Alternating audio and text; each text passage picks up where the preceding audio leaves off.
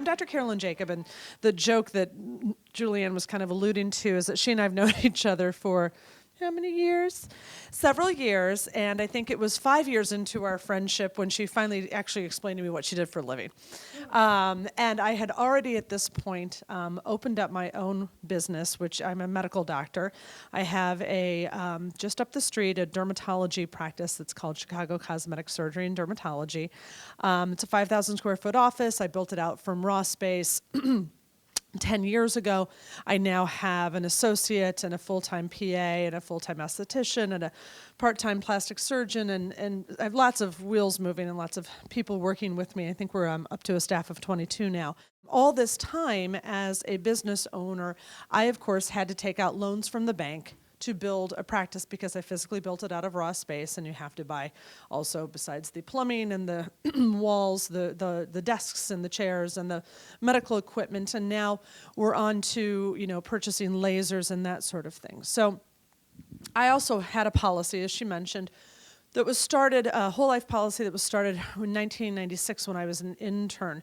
And luckily for me, I had a lot of money accrued in it because this had been at least 11 or 12 years now. And I didn't know anything about the whole life insurance policies versus term life versus anything. So Julianne kind of one night over on a cocktail napkin explained to me what it is she does and how it is you can use your money, to which I looked at her and I said, do you know how many loans I have had to take out from the bank, and this is so silly. Why don't I take them out for myself so that I can actually pay myself back? And so I've been successfully doing this for a multitude of years now and have never had to touch a loan from the bank since the original loan that I took out in 2005. So again, once that one was paid off, which had nothing to do with the life insurance policies. But we started another bank because, again, my lasers are $100,000 each, so these are not like small purchases that one's making.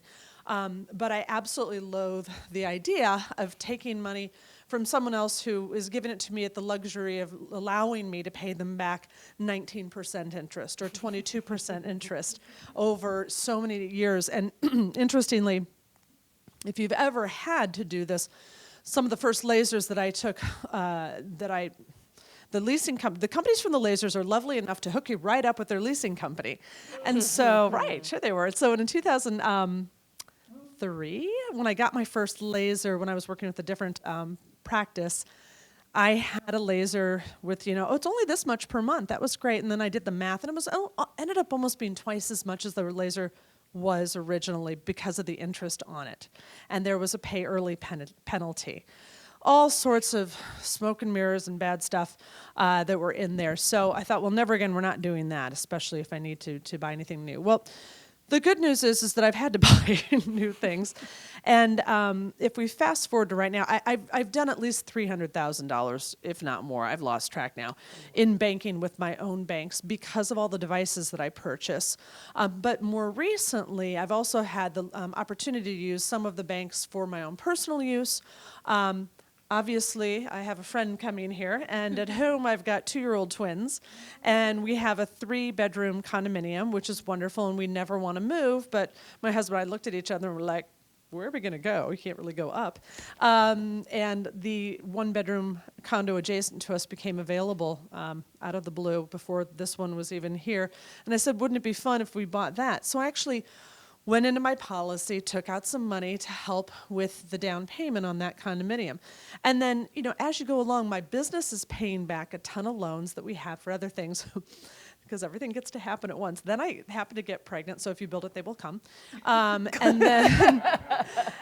then in December, after I started doing renovations on my office, because after 10 years, yes, you do have to replace the carpet. You can't just keep cleaning it. I took out a huge loan to do the renovation because inflation's been fun in the last 10 years. And so it was going to be $100,000 just to replace the carpeting and redo the walls in my office. And as soon as I was halfway into that, the building said, oh, and by the way, you know how last year you wanted that 1,000 extra square feet right next to you? And we said no for whatever reasons. Yeah, you can have it now. I'm like, awesome. Okay, because I'm bursting at the seams. We have no room. So now I'm taking out more money. And as it turns out, my husband also has a policy that he'd been working through with his business a while back. And I literally looked at him and I go, how much money you got? Because I need to borrow from you because I'm not going to a bank. So I would much rather borrow money from you and then pay you back at an interest rate so that your bank is building money on behalf or from my business, which is totally perfect and legal and wonderful. And since I'm never retiring because we're old parents and these 3 of them are going to have to go to school, I'll be doing this for years and years and years to come because my business won't get smaller. The devices won't get less expensive. The rent will never get less expensive. But it's been an amazing vehicle for me because for all of the things that I have purchased, you would be amazed as to how much money I've saved because I'm not paying a bank. So, but I call Julianne or email Julianne all the time for like, what do I do with this one now and which one, because I have 2 different policies, which one should I pay back first? I heard you guys answering some questions about that. So I am not a finance major. I didn't go to Duke. I know everything about medicine. I don't have an MBA yet. I own my business. You know how that goes. But you just have to ask the experts on what should I do, and she guides me, and she tells me exactly what I should do given the situation that we're in. And she's been amazing in terms of helping to educate my accountants, who you would think you're an accountant. This is what you do all day long. You should totally understand how these work. And it took several meetings with them for them to have an aha moment where they understood, oh yeah, they knew that it's perfectly respectable to do this, but they never really sat down and thought about why am I not consulting with my business owners that I work with to do this? You know, it's just astounding. So it's been a really enlightening experience, and it's funny, I'll be out with my colleagues, like next week I go to a laser meeting, and people will ask me about my business, and do you have this device, do you have that? And then they're like, how did you pay for all of it? And I'm like, oh, let me tell you about Julianne. And so then I get to go into a little story about how she and I know each other, and she held back on me for years. I didn't let her down on that one for a while. I was like, you owe me several drinks when I'm done here. But I start telling my colleagues about it, and it's just insane because almost every dermatologist, if they're not working with a university, works with a small business or they own the small business. And I've told them they absolutely have to do this. It would be the dumbest thing in the world because you're going to have a life insurance policy anyway of some sort. Don't ever waste your money on term, get the whole, and then use it for your business. So it's worked out really well for me, but again, I've used it a lot for personal reasons as well. And eventually, most of it will be used for college expenses, I guess, unless they get that golf scholarship, right? Yes. Golf scholarships for girls, the most underused scholarship. So the girls are 2. Next year, they'll get their golf clubs, and Julianne will also teach them that. So skiing, golf. Got it. Does anybody have any questions at all? Yeah, those golf clubs are business expense in that case, aren't they? I think you can write those off. Yep. Absolutely, you can. So, and as soon as I get my twin 2-year-olds doing the social media for my office because they're better on the iPad than I am, I can write them off too, right? Yeah. Yeah. Here's why I'm paying myself interest, and the interest is tax deductible, or why are you doing this at all? Her No. accountant completely, it took, I know, shocking, right? So we had to go back, I think we amended. And if memory serves, at least 1 year. But remember, their whole job is to look in the rear view mirror. That's it. It's tax code and looking in the rear view mirror. They're not really looking out here all that much, but even that isn't sufficient to, they understand that, as Carrie had said, it's completely legitimate and reasonable to have this be a tax deduction, but they only got halfway. They missed the benefit piece of the interest deduction completely. Now, you've heard how much she was financing. That's kind of a big deal. Yeah. So there was a substantial amount of money that was left on the table. So recapturing that was, in my notes, I've accounted for the fact that I've shared this with you in case I'm ever asked or pulled in on an audit.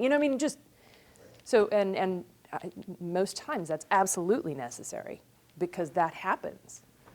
They want to protect their reputation more than use the tax advantages that are out there.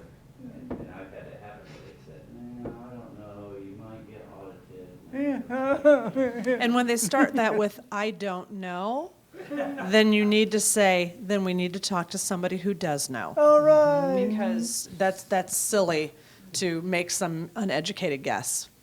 What I find fascinating, like she had alluded to, was the fact that I can't believe that his office is not flooding my email and my phone system. She's easily, all of her contemporaries that are his clients are doing the same thing, which is what she was referring to. Although when she ran out, believe it or not, she did for a while right before the girls showed up. She ran out of things to finance, and I said, well, let me see. You know those colleagues of yours that don't want to do this, but really want that laser?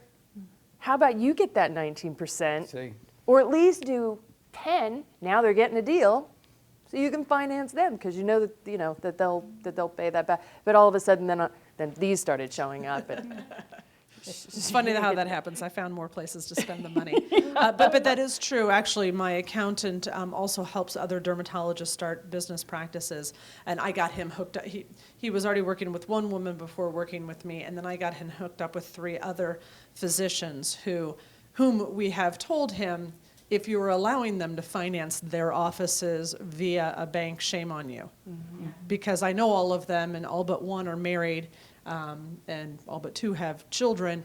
And it's like they must use their own money so they can get the benefits from it. Because why in the world would you just keep throwing your money out the door to somebody else who's getting the interest? Mm-hmm. You're going to need to reuse that money down the line anyway. So it's been a really lovely cycle of, we almost got so overflowed that we had to start another bank too, but I found something else to buy. So the good news is that technology in cosmetic and laser surgery is a constant ongoing thing. I know, it's like, look, a new toy. But again, it's really worked out incredibly well, and I can't think of the hundreds of $1,000s I would have wasted if Julianne waited 2 more years to tell me about what she does for a living. I swear.